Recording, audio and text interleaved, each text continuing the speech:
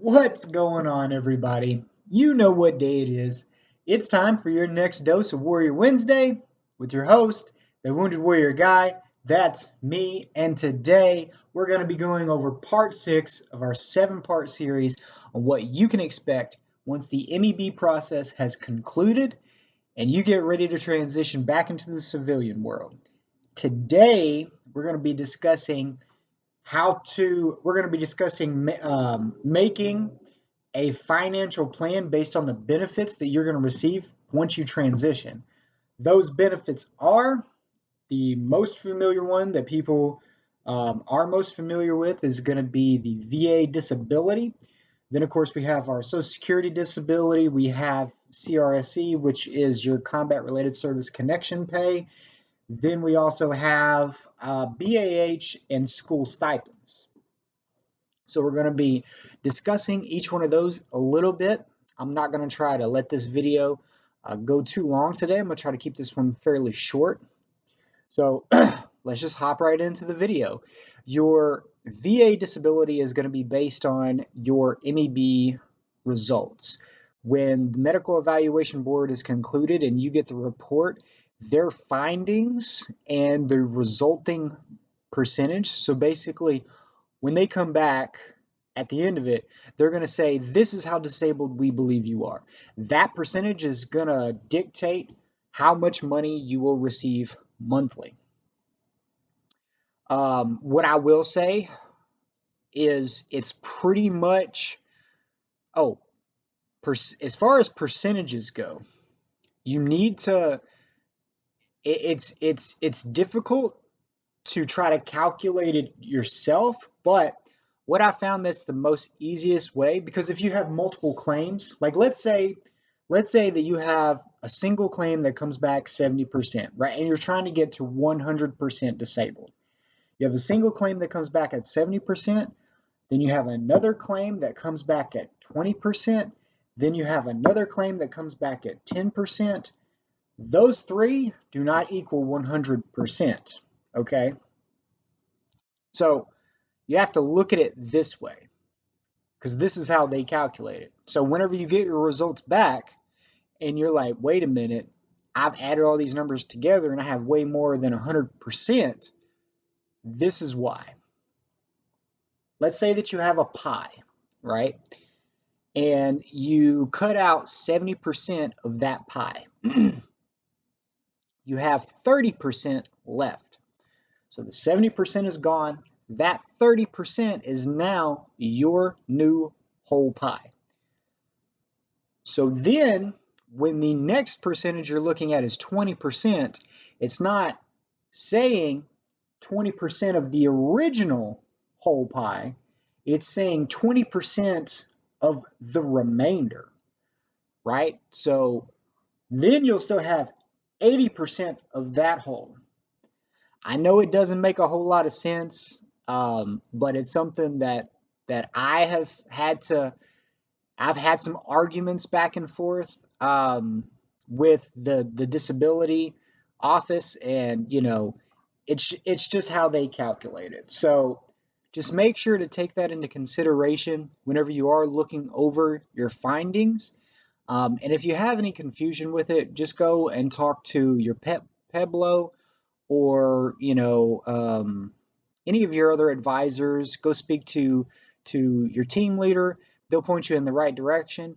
But just to let you guys know ahead of time that it is not as simple as just adding all the numbers together, because that's not how it's calculated. So if you, for instance, if it comes back and it says that you're at 80% disability and you add up all the numbers, you're like, holy crap, I have 160% total here. What in the world's going on? It's because it's the way that they're adding it. So just take that into consideration. Also, one more point I want to point out for the VA disability, it is fairly gradual as far as the differences in percentages, except for the differences between 90 and 100%. The difference between 90 and 100% is almost half of the total available amount payable to you. So let's say that the total amount available, if you got 100%, was $3,400 a month. If you got 90%, that's going to drop down to something around $1,900, $2,000, right around there. So it's a major difference. So just keep that in mind. What I will say is to trust your instincts. And if you believe that you deserve to receive 100%, then, and the first finding that they give you is 90, go ahead and appeal, because you get so many appeals. And you can go and you can do a board, you can plead your case, you can file a report, you can bring witnesses. There's all kinds of stuff you can do. You don't have to accept the first rating that they give you. And just remember that they're going to follow up over the next few years. And don't be surprised if they come back in a year and they say, you know what, like, we changed our mind. We don't believe that you're as disabled as we originally believed you was. It could be something as simple as writing them a letter asking why, and they will turn around and say, oh, sorry, we made a mistake. That actually happened to me, guys. I got a letter in the mail. My disability rating was changing from what it currently was. I wrote them a letter and asked for a more detailed reason. They wrote back and they said, oh, sorry, I guess we made a mistake. We'll change it back. In my mind, it wasn't a mistake. In my mind, that was just the government probably sending letters out to a whole bunch of soldiers, trying to see who is just going to roll over and accept that letter. And, just so they could save money. Because they had no legitimate reason to do it. They were just trying to test me to see if I would appeal that decision or follow up with it. So just keep that in mind, guys. Like, you are dealing with the government, and at the end of the day, the government is a business that's trying to save as much money as possible, even at the expense of yourself. So keep that in mind. Next thing we're going to talk about is Social Security disability. So Security disability is something that a lot of people believe or don't believe they can qualify for or even apply for. What I will tell you is that if you are in the military and you are going through the PEB, the medical evaluation board, whatever, you were an injured soldier on your way to being medically separated, no matter what your age is, you can file for Social Security disability and get approved for up to 100% of that. And you can receive that all the way from that point until you go back to work. Not just until you get separated from the military. And you did hear me right, okay?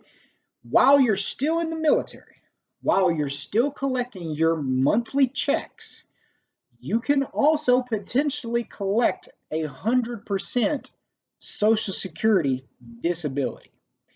And the sooner that you file for it, the more back pay you'll get once it goes through and you get approved, if you get approved. So just keep that in mind, guys. If you know that your injuries are going to prevent you from going back to active service, and that you are going to start the medical evaluation board and begin your process of leaving the military, immediately file for Social Security disability. Also, make sure that you file for your TSGLI. Now, people might say, Halston, what is TSGLI? We only know about the SGLI. Your SGLI is your life insurance. Your TSGLI is basically like a federal tax-free one-time payment for your experience of a traumatic event that did not result in your death. Okay? And it can be as much as $100,000. That's right. You can receive up to $100,000 for a traumatic experience, such as stepping on an IED, being shot, losing a finger, losing a leg, brain damage, activities of daily living. So if you have an injury that um, prevents you from being able to take care of yourself, meaning you need um, specific equipment to help you do activities of daily living. So, cleaning the house, taking a shower. If you have to sit down now when you take a shower, that is a change to the normal way you used to perform that ADL, that activity of daily living. Therefore, you deserve to be compensated for that, and that is a category within TSGLI payouts. Okay, so all you got to do is you just got to look up what the TSGLI requirements are. One of them is, due to an injury, did you spend 15 consecutive days in intensive care before you were released? So let's say you're walking along, boom, step on an IED, okay? Um, Not trying to make light of anybody who has stepped on an IED and lost a limb, just using it as an example. Boom, IED, go to intensive care. You're in intensive care for 60 days and you have brain damage, you've lost a leg, and you have issues with your activities of daily living. That right there, those are three separate claims, three separate payouts, and you receive all three of them together collectively in a lump sum. So don't forget to apply for that. A lot of people forget about it. And it's one of those things that while I was going through my process, nobody told me about it. It's one of those things that's not talked about because it applies to so many people, and not a lot of people apply for it because of the lack of information, which once again saves the government money. So, it could be beneficial to some of you guys. I hope that it's something that will help, because when you're getting prepared to leave the military, go out on your own and start a whole new life, it takes money to do those things, and that extra money is never going to hurt. So yeah, that covers Social Security disability, covers VA disability, and TSGLI payouts.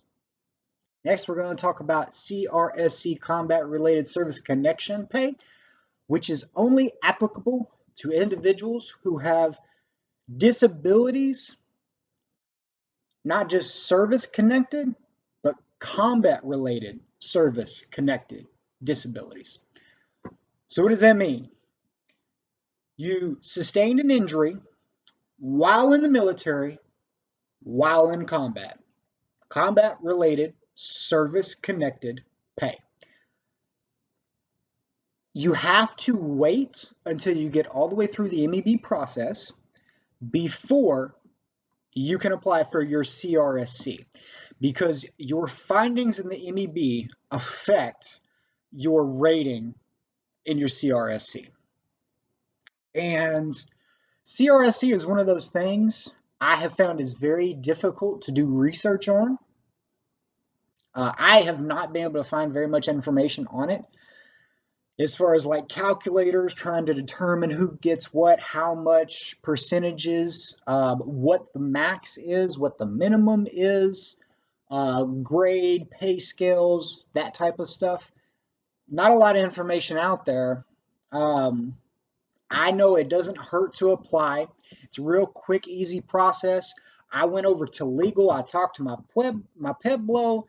He sent me over to an individual at legal. Legal did all the documentation, gave me an envelope. They said, once your MEB process is concluded, take A form and B form, put it in here, seal it, mail it. I did that, and it was like, I don't know, 6 weeks later, got a letter in the mail and it started coming through, and that was all I had to do.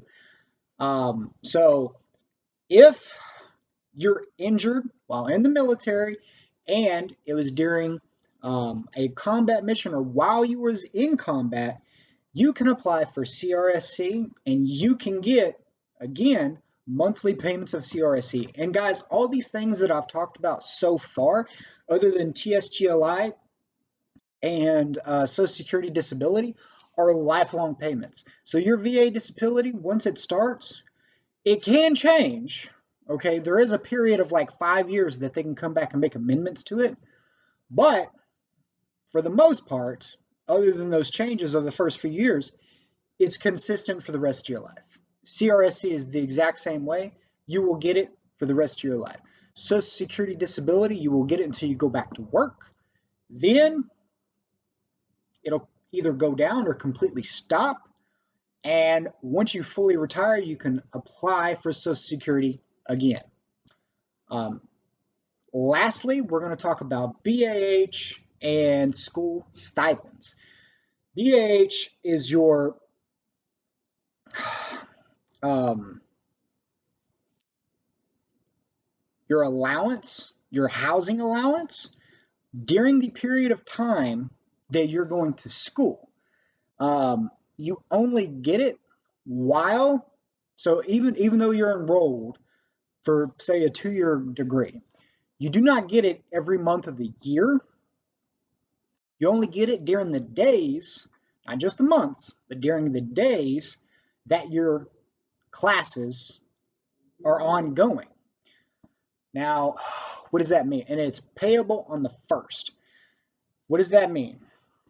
Classes typically start somewhere between the 7th and 14th or 15th day of the month, depending on the year and depending on the term.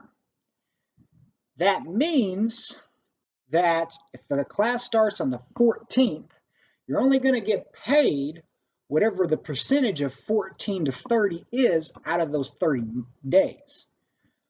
Additionally, depending on how many classes you take, depends on how much BAH you get of the full amount.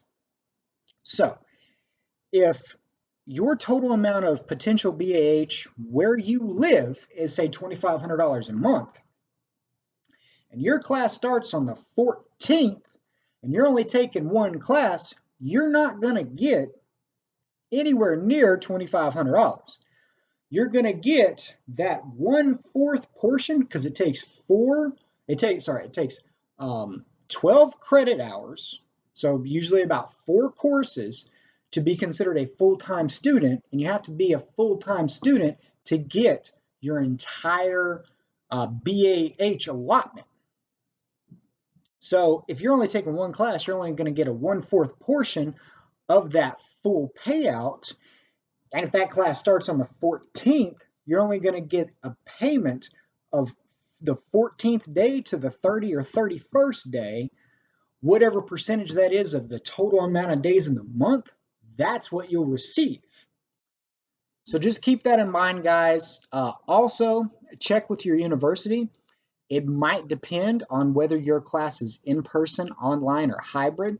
What I have found in my current location is that hybrid courses and in-person courses are considered actual full-time classes, and you have to be, or they're considered in-person classes, and you have to be taking in-person classes in order to get the full amount. So if you're taking all online classes, that's a completely different scale. So if you look up online and it says, oh man, I'm supposed to be getting $2,200 a month, I'm only getting $1,000 a month and I'm taking 12 credit hours, could be because you're taking online classes. It's on a different scale and it's a much lower amount in BAH. That is what the reason for that is, because they take the national average of education as opposed to how much education costs in your location. So let's say that you're living somewhere super expensive like California and New York. Probably not smart to take online classes because you're going to get paid whatever the national average is, as opposed to the extremely high cost of living in your location, if that makes sense. So just make sure to be aware of that. And just know that you only have to take one in-person course to get in-person payment. So you can take 3 online courses, 1 in-person course, be considered a full-time student, and get your full amount of in-person payment, because that shows that you are actually living in the location where your BAH rate is being paid. And just be aware of what your BAH rates are whenever you consider which schools to go to and which states to go live. We discussed that in an earlier section. If you haven't seen that, make sure to go back and see that. Going forward with the BAH also comes school stipends. School stipends is usually in the ballpark of anywhere from $1,000 to $1,500 per year. So it's typically around that $500 to $750 per semester. And that is for your books, for if you got to go out and you got to buy, Office 365, if you have to go buy, like I said, textbooks and notebooks and pens and highlighters and all those goodies that you need to be successful in school. That's what that money's there for. Well, guys, that's my video. Those are all of the benefits you can potentially receive once you have separated from the military, or even prior, like I said, with the Social Security disability. So don't forget, and the TSGLI. Do not forget to make sure to apply for those things, and to advocate for yourself, because don't be surprised if somebody doesn't tell you. I'm telling you, sometimes we don't receive the information we should be receiving because the government is trying to save a penny here, save a dime there, and it's at the expense of us. So I hope you guys enjoyed this video. Those are the benefits that you can expect to receive once separated from the military. As always, guys, hit me up in the comments or in my personal email if y'all have any questions or if you need any clarification for anything. Before I get off here, just remember, even if you don't realize it, even if you don't believe it, there's a warrior in every single one of you. And I see it. Take care.